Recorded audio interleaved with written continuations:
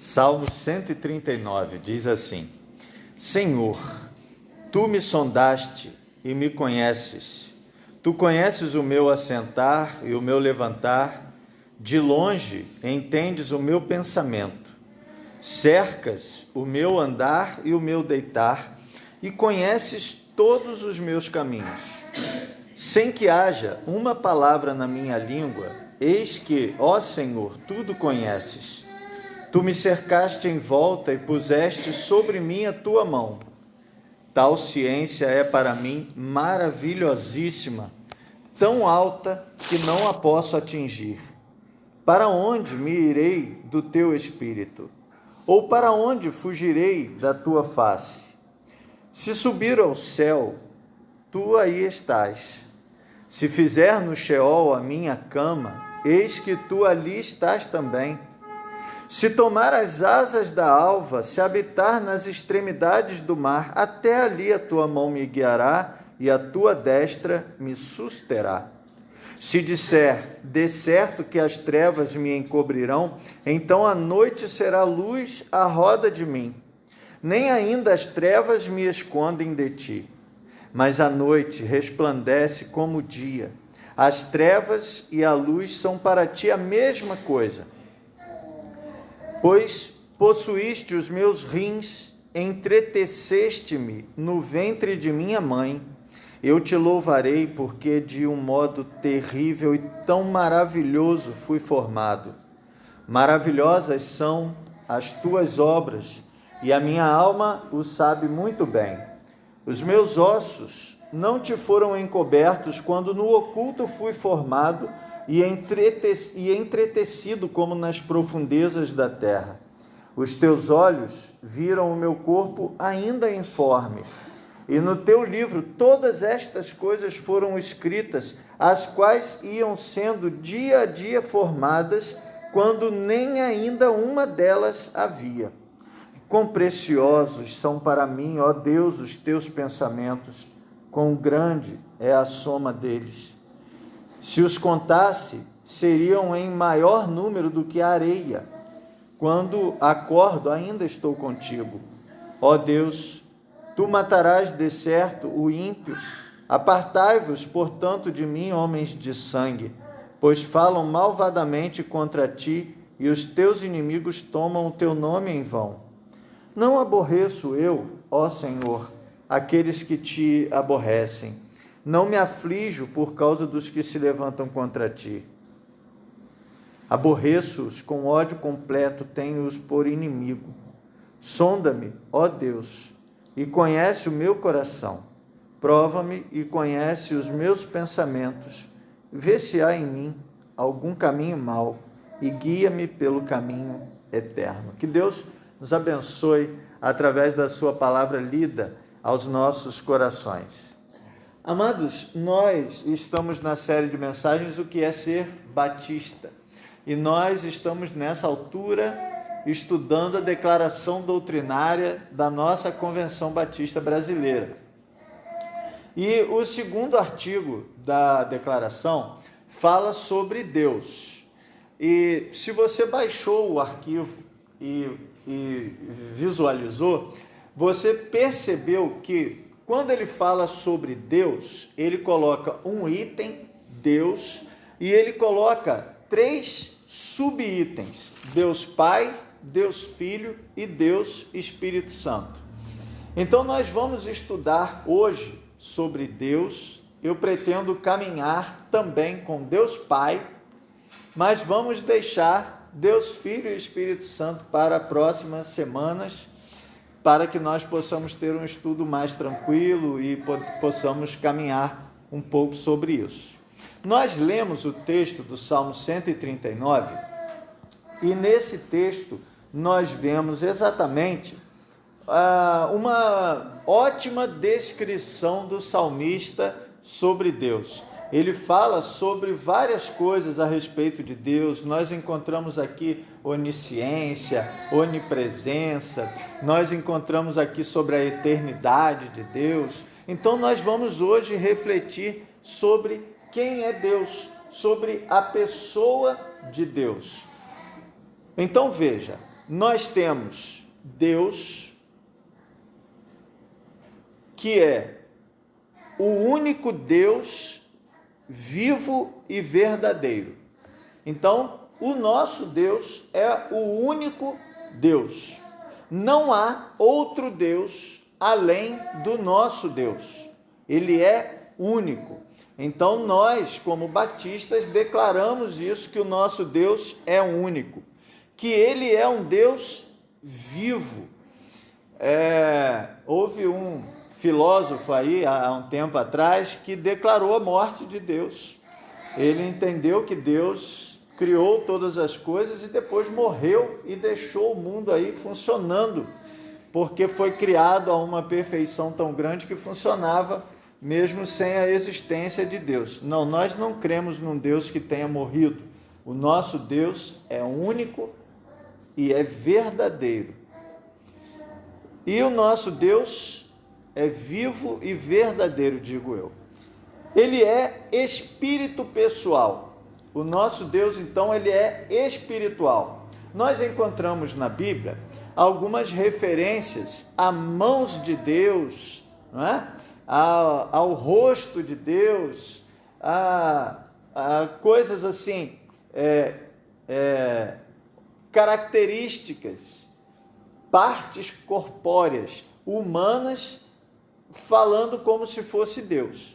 Por quê? Para a gente entender Deus, um Deus espiritual, é complicado. Para a gente falar sobre isso, é complicado. Então, quando a Bíblia vai falar sobre Deus para nós, ela precisa usar uma linguagem que a gente entenda.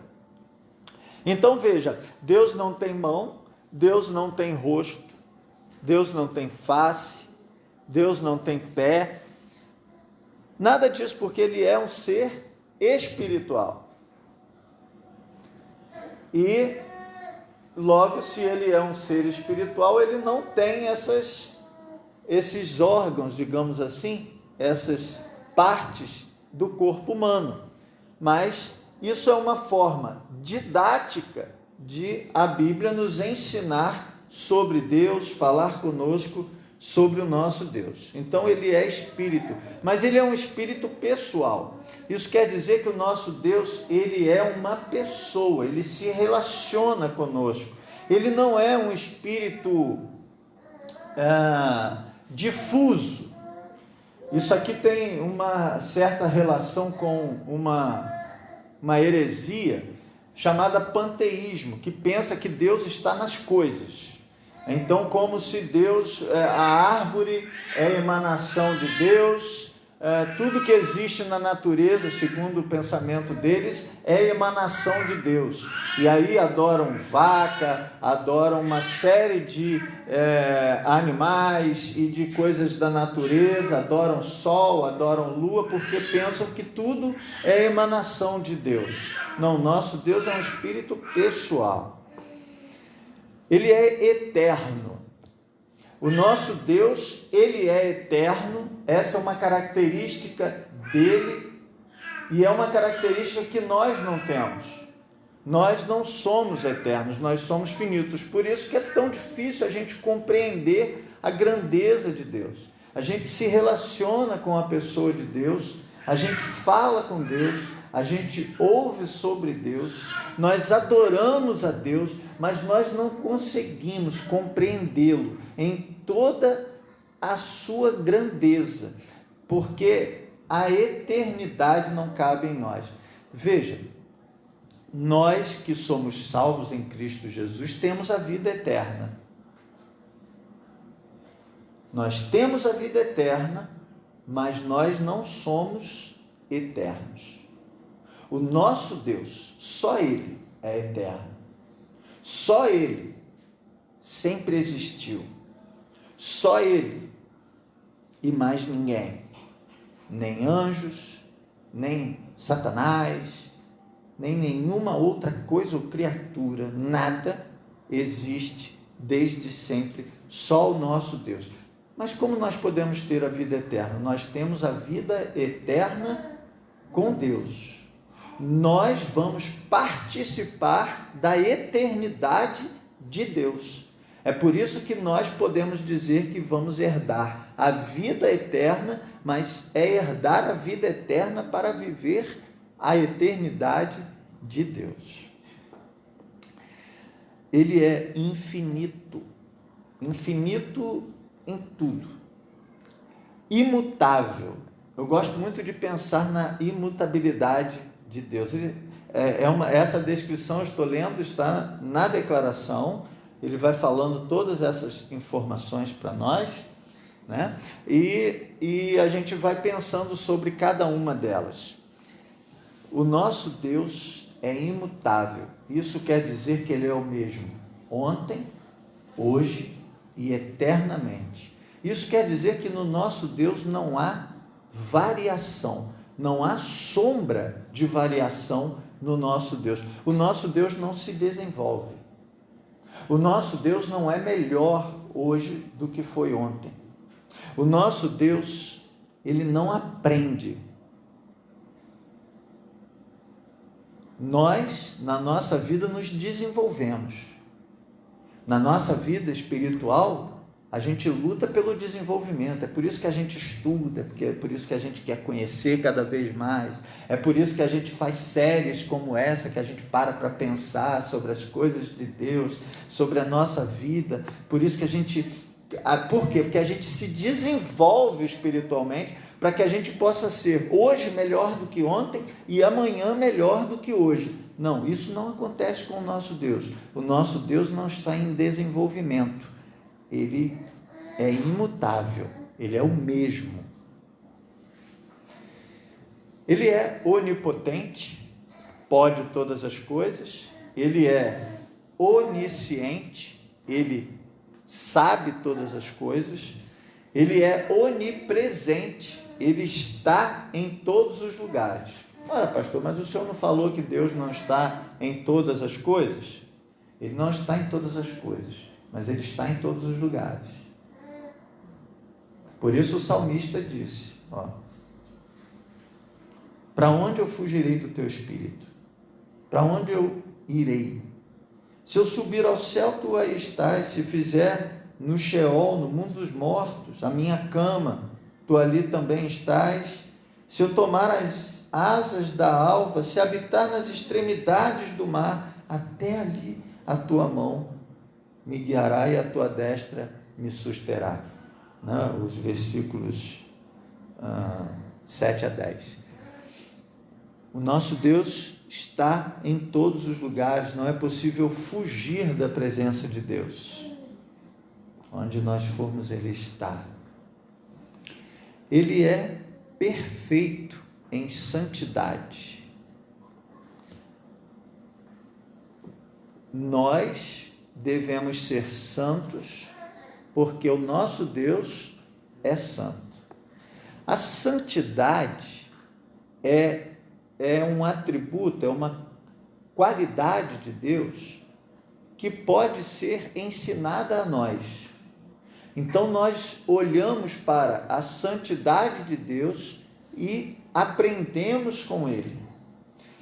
Teologia chama isso de atributo comunicável.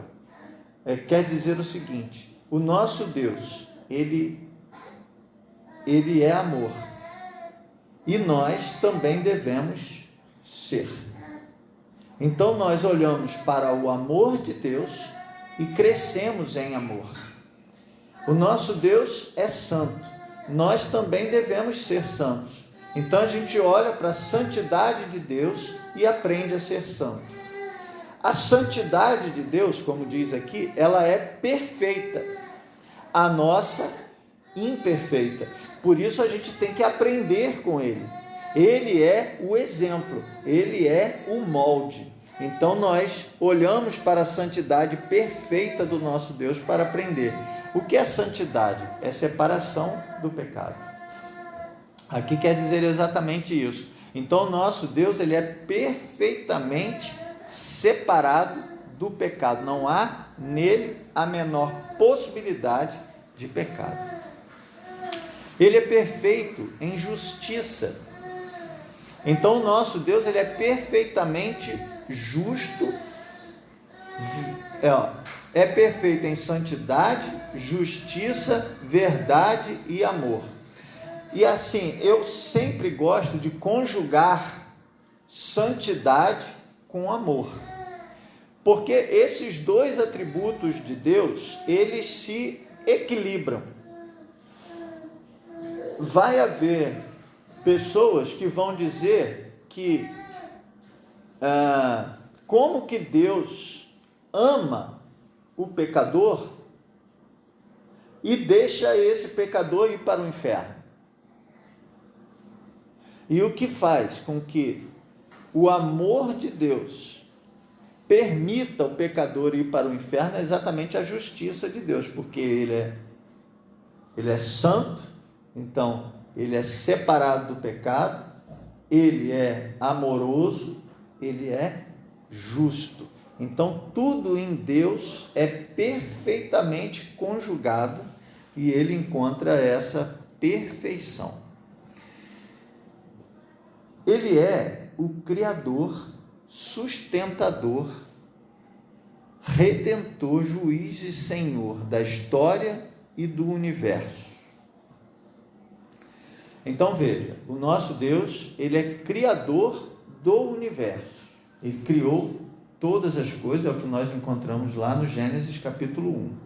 Mas ele não apenas criou e deixou, como um relojoeiro que cria um relógio, bota para funcionar e deixa o relógio funcionando sozinho. Não, o nosso Deus, ele criou o universo, mas ele não deixa o universo funcionando sozinho. Ele sustenta. É ele quem mantém tudo isso funcionando. Por isso ele é o criador e sustentador. Se a gente não acreditar nisso, a gente está depositando nossa fé num Deus menor. É importante a gente conhecer esse tipo de coisa, porque isso dá para a gente a dimensão de quem é Deus. Uma certa ocasião eu estava estudando teologia e o professor, ele foi questionado sobre extraterrestres, se existem ou não existem extraterrestres, se existe a possibilidade de existir extraterrestre. Aí eu me lembro que com muito bom humor, aquele professor disse o seguinte: bom, se existir extraterrestre, ele só vai ser salvo se for por Jesus, porque só Jesus Cristo salva. O nosso Deus é autor, criador e sustentador do universo. Ele é o redentor do universo. Redentor é assim, comprar de novo, comprar de volta. É como eu sempre uso essa ilustração.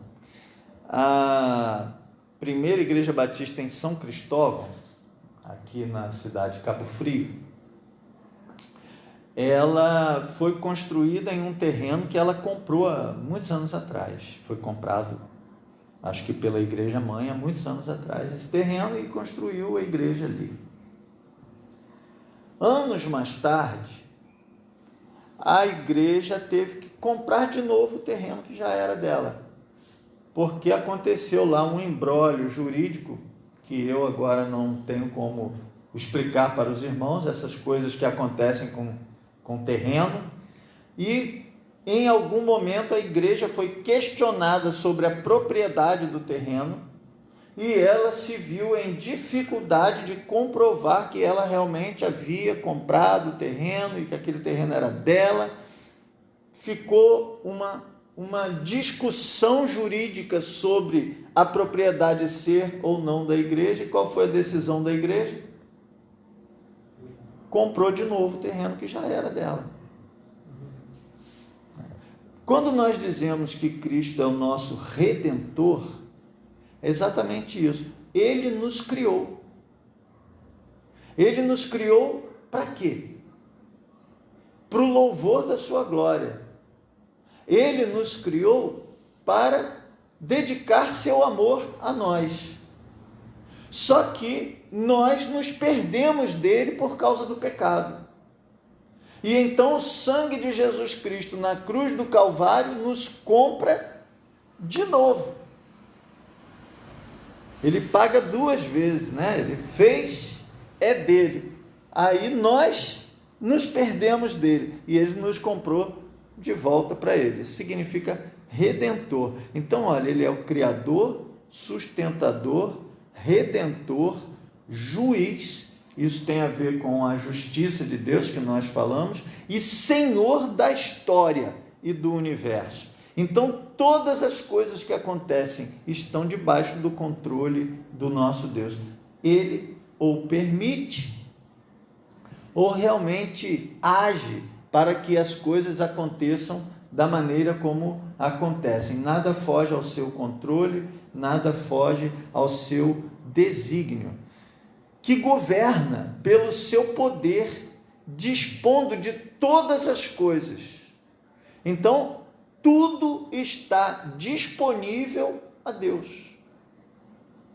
Ele é soberano, ele não precisa pedir permissão para fazer alguma coisa, para usar alguma coisa. Tudo está disponível para ele, dispondo de todas as coisas de acordo com o seu eterno propósito e graça. E eu gosto muito de pensar nisso aqui, que Deus tem um propósito eterno que é cheio de graça. Mas o nosso Deus, diferentemente de nós, ele não age motivado pelas circunstâncias. Ele tem um propósito eterno. E ele conduz a história, o universo, ele se utiliza de todas as coisas para que esse seu propósito eterno se cumpra. Tem propósito eterno, cheio de graça. 2. Deus é infinito em santidade e em todas as demais perfeições. Já tinha falado isso antes, repetiu aqui, mas para a gente entender aqui, Deus é infinito em todas as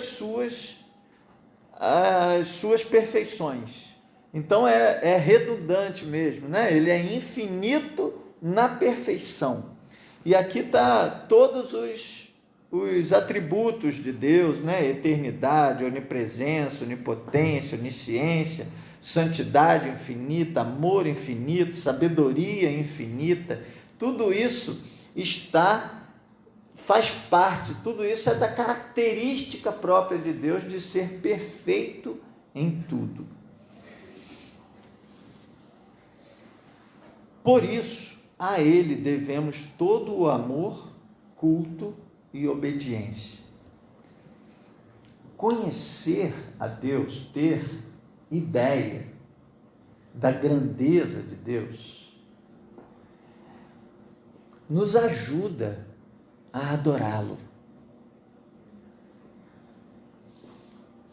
Quem conhece pouco a Deus, talvez não consiga ter uma atitude de adoração.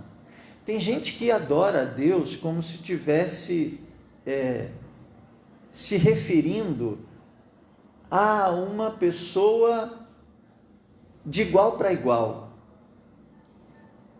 Isso é atitude de profundo desconhecimento do nosso Deus.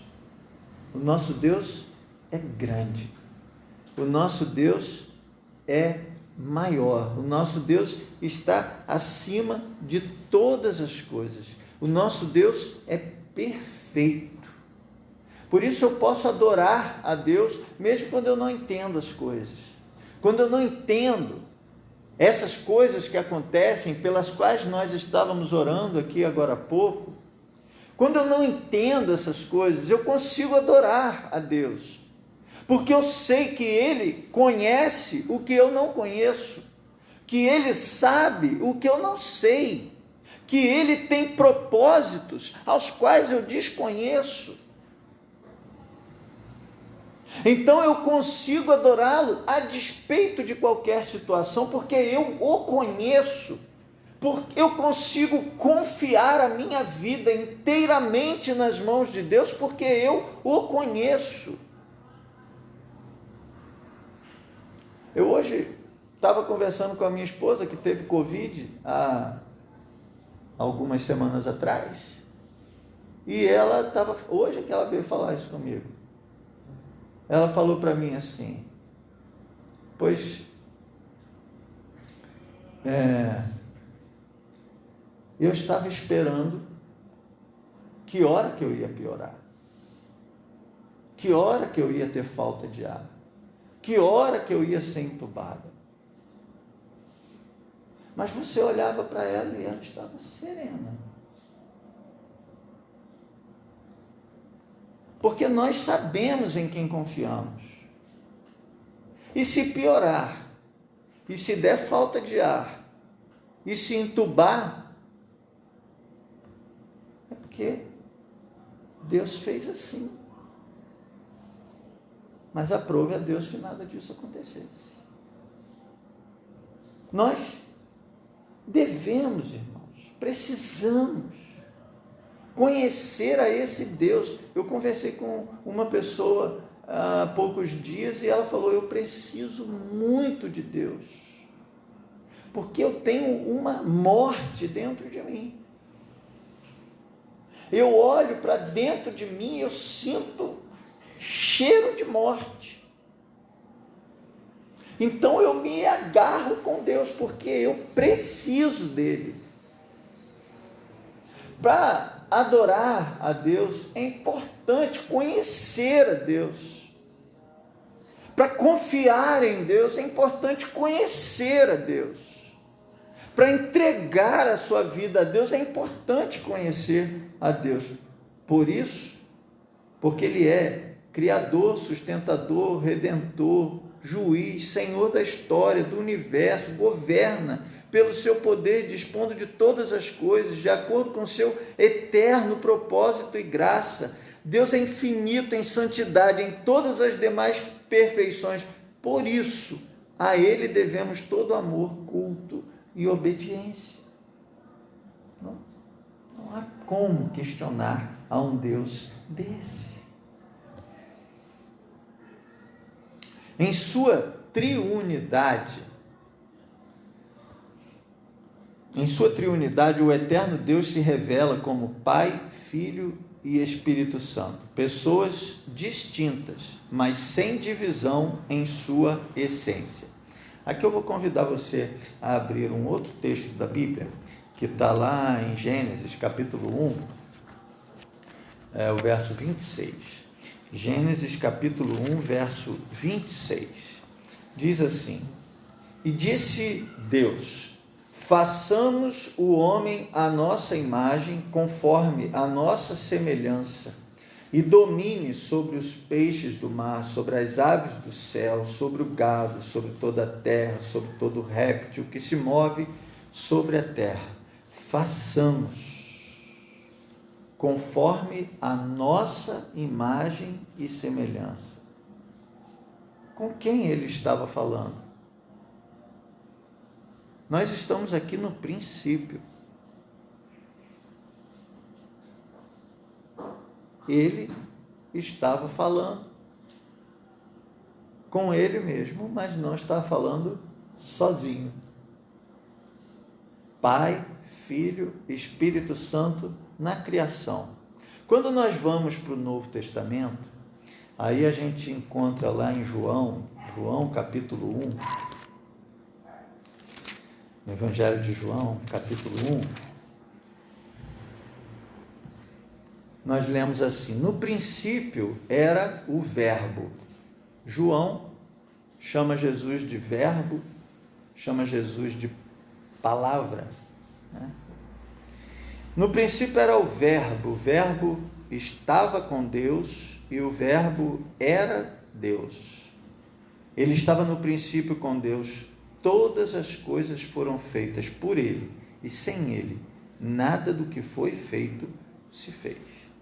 Então, nós temos as três pessoas da Trindade na criação, por exemplo.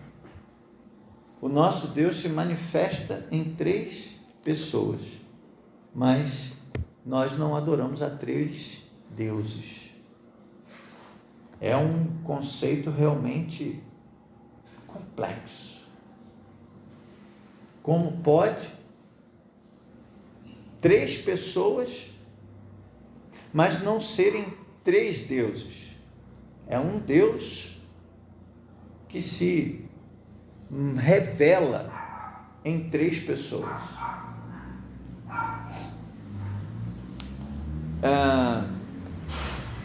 Essas três pessoas, essa palavra que triunidade é a mesma que trindade, e significa três em unidade. Então, são três pessoas em unidade de tudo.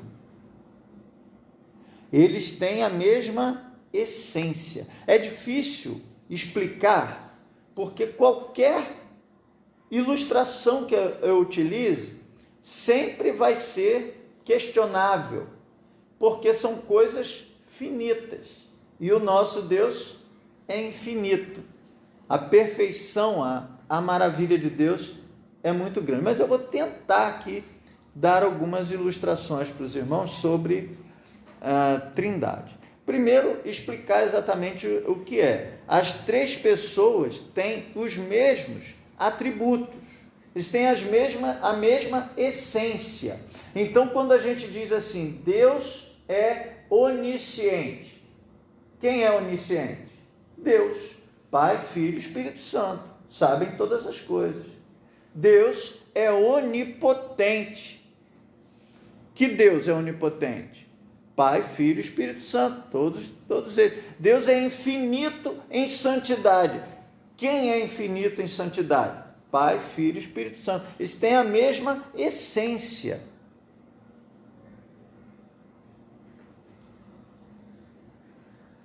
Aí, é claro, a gente tem que entender o ministério terreno de Jesus, em que ele se esvaziou da sua glória para poder realizar a sua obra aqui. Mas, via de regra, é isso aí que nós estamos falando, desde o princípio e para sempre.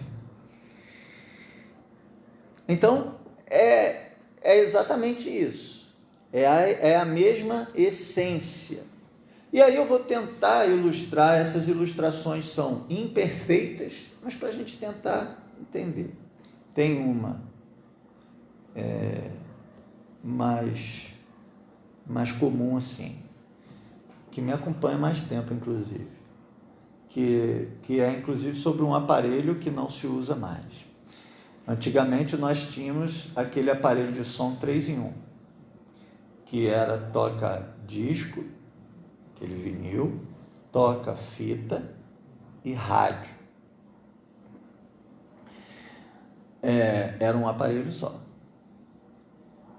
Mas ele funcionava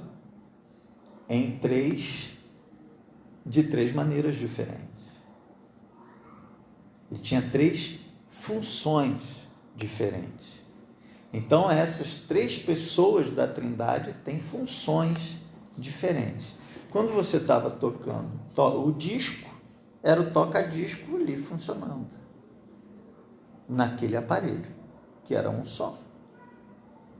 Às vezes a gente até usava dois ao mesmo tempo. Eu mesmo fazia muito isso, me lembro disso, com 12 anos, ficava esperando a música no rádio com a fita ali, né?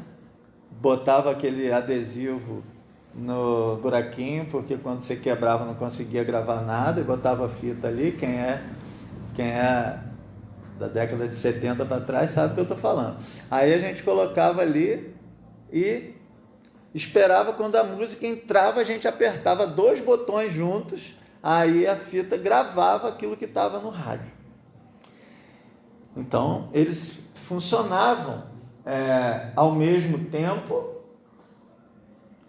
funções diferentes num único aparelho. Eu vou fazer um esforço, irmãos, e vou tentar atualizar essa ilustração com outro aparelho que exista hoje. Mas dá para a gente ter uma ideia.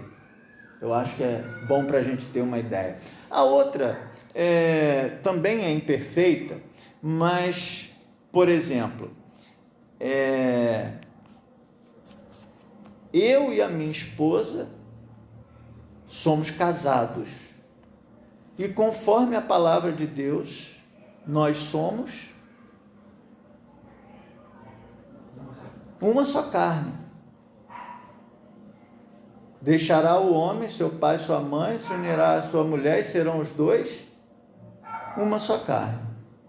Nós somos 2 pessoas, mas somos uma só carne. Porque a gente tem unidade como família, como casal de Deus. Ok? Dá para a gente seguir? Entender um pouquinho sobre Trindade. Eu acho fantástico a gente conhecer como nosso Deus ele é complexo.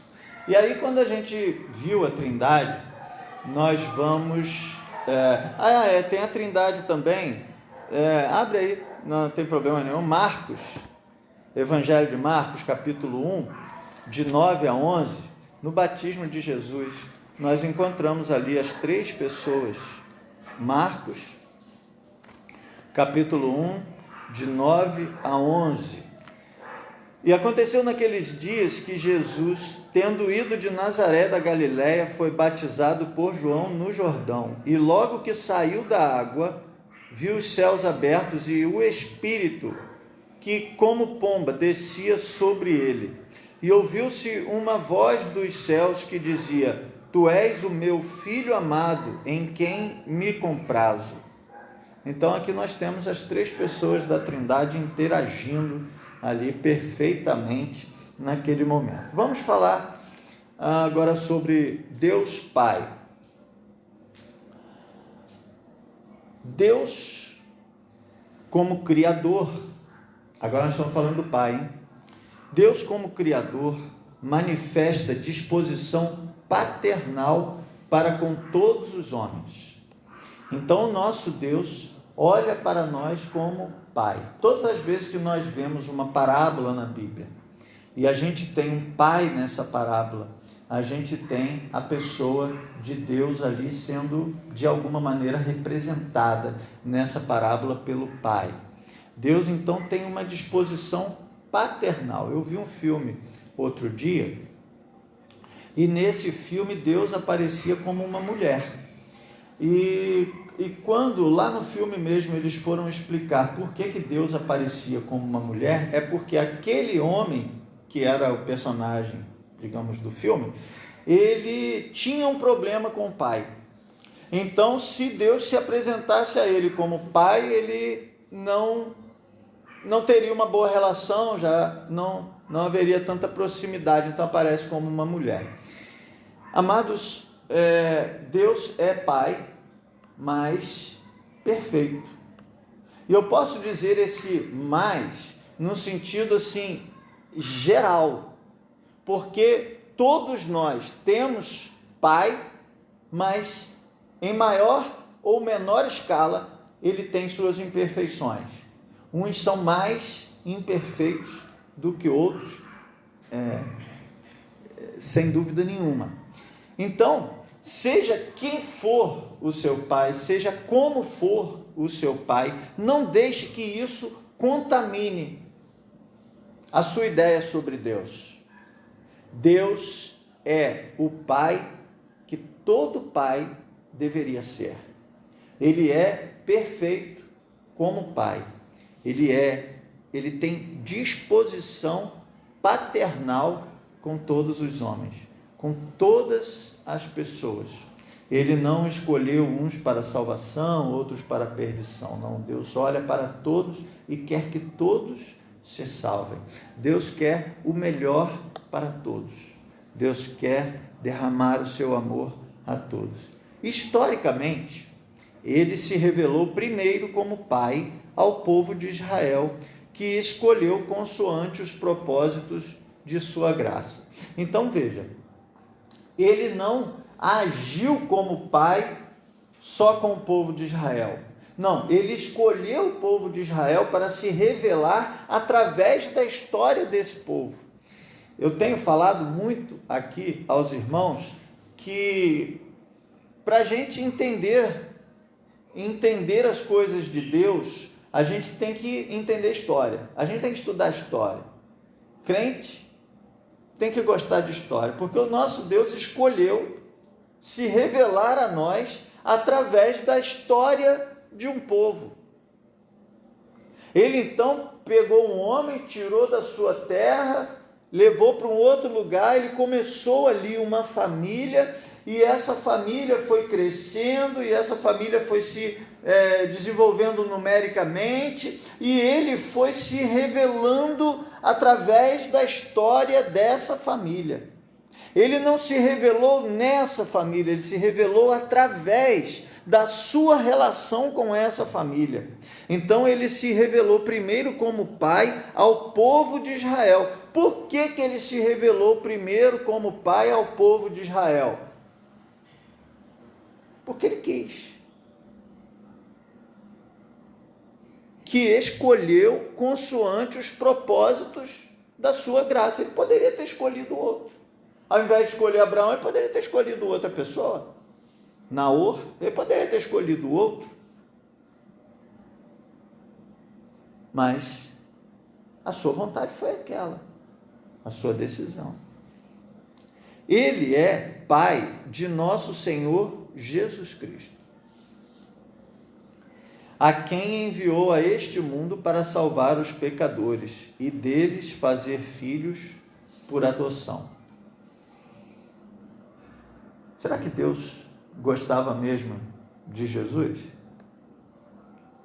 Enviá-lo a esse mundo hostil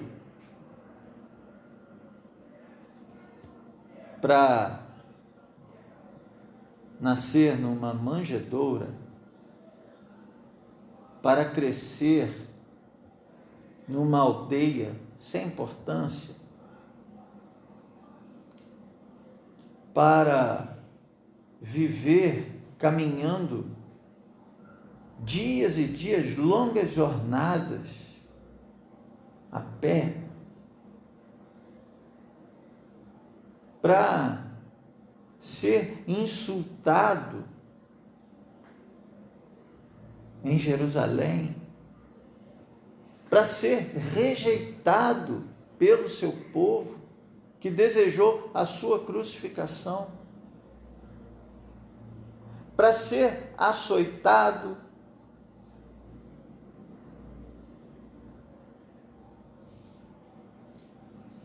e para morrer a morte de cruz.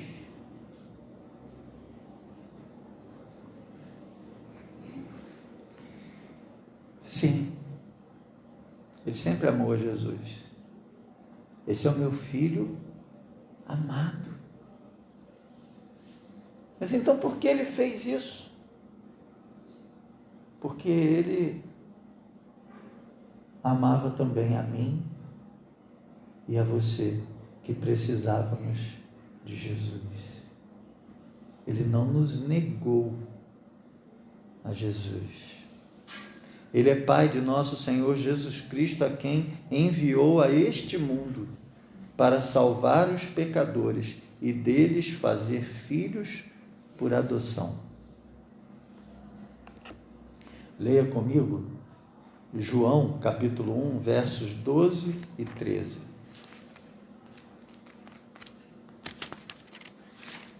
João capítulo 1, versos 12 e 13. Mas a todos quantos o receberam, aos que creem no seu nome, deu-lhes o poder de serem feitos filhos de Deus, os quais não nasceram do sangue, nem da vontade da carne, nem da vontade do varão, mas de Deus. Nós somos adotados de Deus, estávamos longe dele, não pertencíamos à família dele. E através de Jesus ele nos deu essa graça, essa maravilha de sermos filhos de Deus. Aqueles que aceitam a Jesus Cristo e nele creem são feitos filhos de Deus, nascidos pelo seu Espírito, e assim passam a tê-lo como Pai Celestial, dele recebendo proteção e disciplina. Amado, você que crê em Jesus, que já recebeu a Jesus Cristo, você é filho de Deus.